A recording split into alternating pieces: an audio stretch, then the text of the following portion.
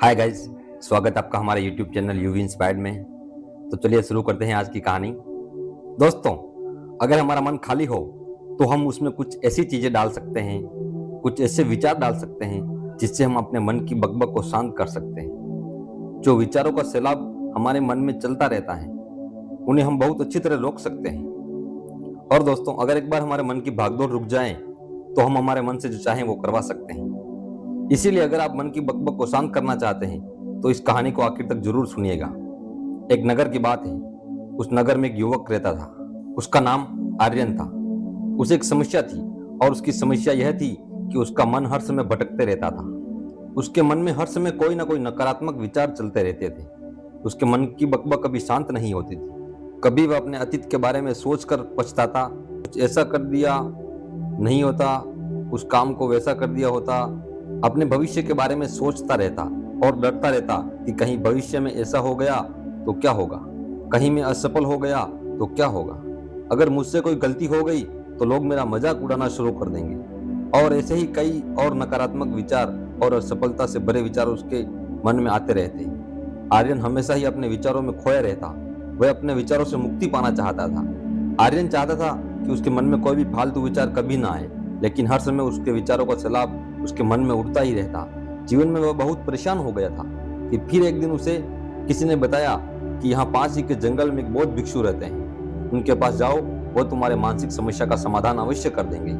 यह सुनकर आर्यन तुरंत ही बौद्ध भिक्षु के पास चला जाता है और अपनी सारी समस्या उन्हें बताता है। बौद्ध भिक्षु इनकी बातों को बड़े ध्यान से सुन लेते हैं और कहते हैं कि तुम मुझसे क्या चाहते हो। यह सुनकर आर्यन कहता है कि गुरुदेव, मैं अपने मन को शांत करना चाहता हूँ, खाली करना चाहता हूँ। आपसे यह जानना चाहता हूँ कि मन को शांत और खाली कैसे करते हैं। मेरा मन हर वक्त विचारों से भरा रहता है। मेरा ध्यान एक जगह नहीं लग पाता, जिसके कारण मेरे हर काम में समस्याएं आ जाती हैं। मैं हर एक चीज करता तो हूँ, नकारात्मक विचारों के कारण दूसरी चीज पर पहुंच जाता हूँ। मेरा मन हर एक जगह ठहरता ही नहीं है और यूं ही हर दिन मेरे मन में हजारों विचार चलते रहते हैं। यह कब होता है, क्यों होता है, हमें कुछ पता नहीं चलता। बहुत देर बाद मुझे एहसास होता है कि मैं क्या करने बैठा था और क्या कर रहा हूँ। गुरुदेव, मैं अपने मन को विचारों से खाली करना चाहता हूँ। मैं चाहता हूँ कि मेरे मन में एक भी विचार ना आए। जब मैं चाहूँ तभी मेरे मन में विचार आए। फिर बौद्ध भिक्षु ने कहा, किसी समस्या का समाधान तभी निकाला जाता है जब हम उस समस्या की जड़ तक पहुंच जाते हैं, समस्या को ठीक से समझते हैं और जानते हैं। आगे बौद्ध भिक्षु कहते हैं, जिस मन को तुम खाली करना चाहते हो, क्या तुमने उस मन को कभी थोड़ा बहुत भी समझा है, जाना है? यह सुनकर आर्यन ने कहा, महाराज, मैंने अपने मन को जानने की बहुत कोशिश की, लेकिन मैं जितना इसके बारे में जानना चाहता हूँ, मेरा मन उतना ही रहस्यमयी हो जाता है।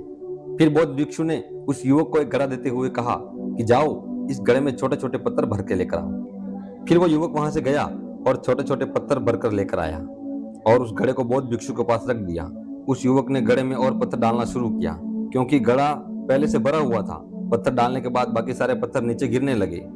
फिर बौद्ध भिक्षु ने उसे कहा, रुको, जरा ध्यान से देखो, अब घड़े में पत्थर नहीं आ रहे हैं, बल्कि पत्थर नीचे गिर रहे हैं, क्योंकि यह घड़ा भर चुका है। इसमें जितने पत्थर आ सकते थे वो आ गए, अब इसमें और पत्थर नहीं आएंगे। अगर दूसरे पत्थर डालने हैं तो पहले वाले पत्थरों को निकालना होगा। यह सुनकर उसी वक्त उस युवक ने कहा, गुरुदेव, मैं आपकी बात समझ गया हूँ कि आप मुझे क्या बताना चाहते हैं। हमें अपने मन को, विचारों को ऐसे ही खाली कर देना चाहिए। विकास की यह बात सुनकर बौद्ध भिक्षु मुस्कुराने लगे और कहा, पहले मेरी पूरी बात तो सुन लो, उसके बाद मन को खाली कर लेना। फिर बौद्ध भिक्षु ने उस युवक से कहा कि हमारा मन इस घड़े के बिल्कुल उल्टा है, क्योंकि घड़े को तुम पत्थरों से भर सकते हो, लेकिन मन को विचारों से नहीं भर सकते, क्योंकि मन तो हमेशा खाली रहता है। यह सुनकर उसी वक्त उस युवक ने कहा, गुरुदेव, मुझे आपकी बातें कुछ समझ नहीं आ रही है। अगर मन खाली रहता है तो फिर हम मन को खाली क्यों करना चाहते हैं? फिर मन को खाली करने की क्या आवश्यकता है?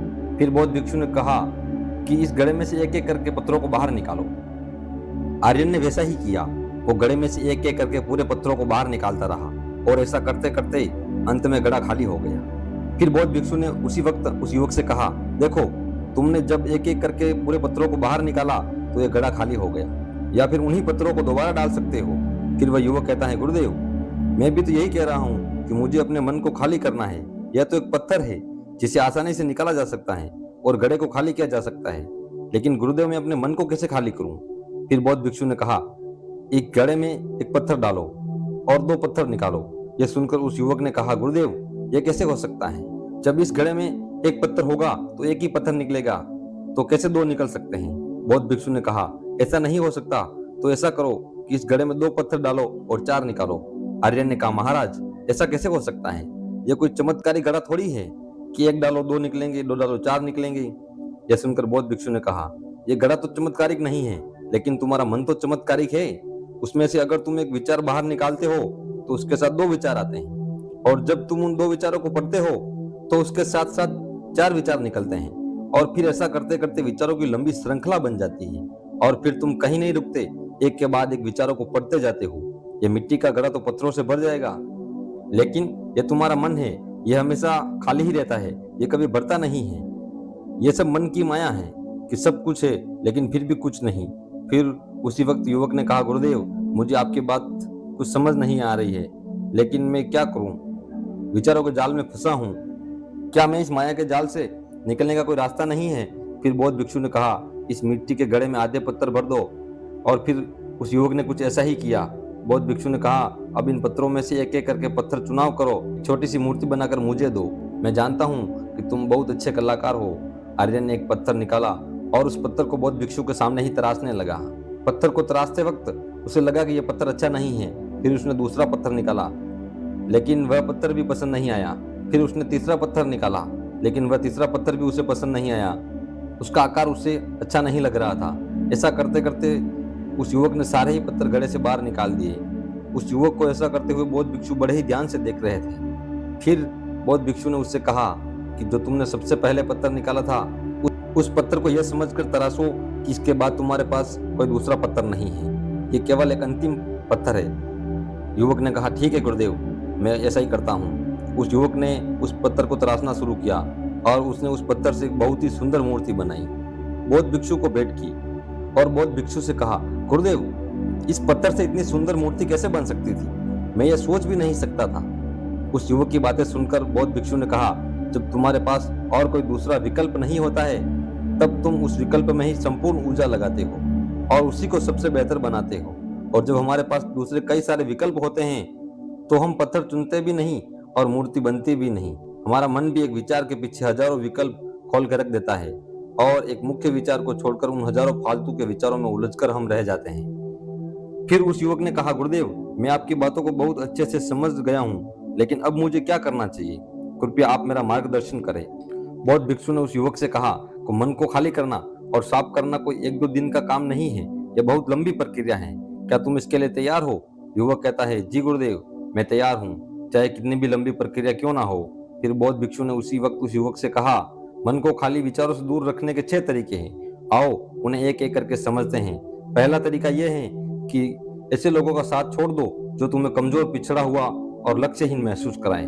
अक्सर हमारे आसपास ऐसे लोग होते हैं जो हमसे पद और धन में ऊपर होते हैं, और इसी पद और धन के घमंड में वह अपने से नीचे लोगों को कुछ समझते ही नहीं। इसलिए ऐसे लोगों के पास रहना ही नहीं चाहिए। और ऐसे लोग अपने से छोटे लोगों को हमेशा यही महसूस कराते हैं कि आप कितने छोटे हैं, और इसीलिए वे छोटे लोग अपने जीवन में कुछ बड़ा हासिल नहीं कर सकते। इसके अलावा कई बार हमारे मित्र और घर परिवार के सदस्य भी ऐसे होते हैं जो अक्सर हमें छोटा महसूस कराते हैं, हमें नीचा दिखाने की कोशिश करते हैं, लोगों को सामने हमारा मजाक बनाते हैं। तो ऐसे लोगों से जितना दूर हो सके उतना दूर रहो। ये लोग ऐसे होते हैं कि तुम्हारी नजरों से तुम्हारी गरिमा को दूर करके तुम्हें लक्ष्यहीन बनाते हैं, और फिर तुम्हें खुद की काबिलियत पर शक होना शुरू हो जाता है। तुम्हारे अंदर खुद के प्रति नकारात्मक भावनाएं आ जाती हैं, और ये नकारात्मक विचार तुम्हें मानसिक तनाव और चिंता की ओर ले जाते हैं। फिर बौद्ध भिक्षु दूसरा तरीका बताते हुए कहते हैं कि तुम बहुत ही कम और चुनिंदा लोगों को अपना मित्र बनाओ। ऐसे लोगों को ही अपना मित्र बनाओ जिससे तुम कुछ सीख सकते हो, जिनकी तुम इज्जत कर सकते हो, जो तुम्हारी भावनाओं को समझ सके, जिनकी सोच तुमसे मेल खाती हो, जो जीवन में तुम्हें आगे बढ़ाने में सहायता करे। हमारे जीवन और चरित्र में हमारे माँ बाप के बाद हमारे मित्रों का सबसे बड़ा योगदान होता है, इसलिए मित्रों का सही होना भी बहुत आवश्यक है। ऐसा कहा भी जाता है, तुम उन 5 लोगों का प्रतिबिंब हो जिनके साथ तुम सबसे ज्यादा वक्त बिताते हो। अगर तुम्हारे आसपास के 5 लोग जिनके साथ तुम रहते हो, सबसे ज्यादा वक्त बिताते हो, वे ईमानदार है, तो तुम भी धीरे धीरे ईमानदार होना शुरू कर दोगे। और अगर वो 5 लोग अमीर हैं तो तुम भी धीरे धीरे अमीर बनना शुरू कर दोगे। कहने का अर्थार्थ यही है कि तुम वैसा ही बन जाते हो जिस तरह के लोगों के साथ तुम अपना समय व्यतीत करते हो। किसी महान दार्शनिक ने कहा था कि अगर तुम मुझे किसी भी इंसान के मित्रों से मिलवा दो तो मैं उसके मित्रों को देखकर उस इंसान का भविष्य बता दूंगा। हमारी सबसे बड़ी समस्या यह है कि हम लोगों को ना नहीं बोल पाते। जिन लोगों के साथ हम रहना पसंद भी नहीं करते, ना चाहते हुए भी हमें उन नकारात्मक लोगों के साथ वक्त बिताना पड़ता है। इसलिए हमें सबसे पहले अपनी जिंदगी में उन लोगों को ना कहना आना पड़ेगा जिनके साथ रहकर हमें लगता है कि हमारी जिंदगी खराब कर रहे हैं। अगर ये हमारे जिंदगी में ना हो तो शायद हम ज्यादा खुश रहेंगे। बौद्ध भिक्षु आगे कहते हैं, तीसरा तरीका है कि तुम कभी भी अपना अतीत नहीं बदल सकते, लेकिन तुम अपना भविष्य जरूर बदल सकते हो। इसीलिए तुम्हें पूरी तरह से वर्तमान में रहते हुए उन चीजों पर, उन कामों पर ध्यान दो जो तुम्हारे अतीत में रहकर नहीं। इसलिए वर्तमान में जीने की आदत डालो। चौथा तरीका है कि तुम स्वस्थ और पौष्टिक खाना खाओ। हमारा शरीर ऊर्जा से चलता है और जैसा हम खाना खाएंगे वैसी ही ऊर्जा हमारे शरीर को मिलेगी। अगर हमारा शरीर स्वस्थ नहीं रहेगा तो हमारा मन स्वस्थ कैसे रहेगा। जब शरीर कमजोर व बीमार रहता है तो मन में कई सारे नकारात्मक विचार आते हैं और स्वस्थ शरीर में स्वस्थ दिमाग का वास होता है। इसलिए शरीर को स्वस्थ और मजबूत रखना हमारी जिम्मेदारी है। बौद्ध भिक्षु कहते हैं कि पांचवा तरीका यह है कि रोज ध्यान करो। ध्यान करने का सबसे उपयुक्त समय सुबह या फिर रात को सोने से पहले होता है, लेकिन अगर तुम्हें ध्यान में गहरा जाना है तो सबसे अच्छा समय रात को होता है। रात में सोने से पहले ध्यान करने से नींद में सुधार होता है और बहुत गहरी नींद आती है। ध्यान करने के लिए तुम अपनी सांसों पर जीवन केंद्रित कर सकते हो या फिर तुम अपने मन में उठने वाले विचारों पर भी ध्यान केंद्रित कर सकते हो। मन में उठने वाले विचारों पर ध्यान केंद्रित करने से ध्यान करने वालों को सबसे ज्यादा फायदा होता है, क्योंकि इससे आसानी से गहरे ध्यान में उतरा जा सकता है। अगर तुम ध्यान नहीं कर सकते हो तो रोज खुद के साथ अकेले में वक्त बिताओ। खुद के व्यवहार को समझो, देखने की कोशिश करो कि मन में किस तरह के विचार उठ रहे हैं और क्यों उठ रहे हैं। बौद्ध भिक्षु आगे बताते हुए कहते हैं, छठा तरीका है कि तुम नए नए जगह घूमने जा सकते हो, क्योंकि एक पुरानी कहावत है कि एक लंबी यात्रा आपको 100 किताबों के बराबर ज्ञान देती है। गौतम बुद्ध अपने जीवन काल में अधिकतर समय घूमने में और भ्रमण करने में व्यतीत करते थे। उनका कारण था कि नई नई जगह जाने से ज्ञान की प्राप्ति के साथ साथ मन को एक नयापन भी प्राप्त होता है। नई जगह घूमने जाने पर हमारा मन उत्साहित रहता है। फिर बौद्ध भिक्षु कहते हैं, मन के जाल में कभी मत फंसो, मन को खाली करने की कोशिश मत करो। जीवन में ध्यान करना सीखो और ध्यान को केंद्रित करो।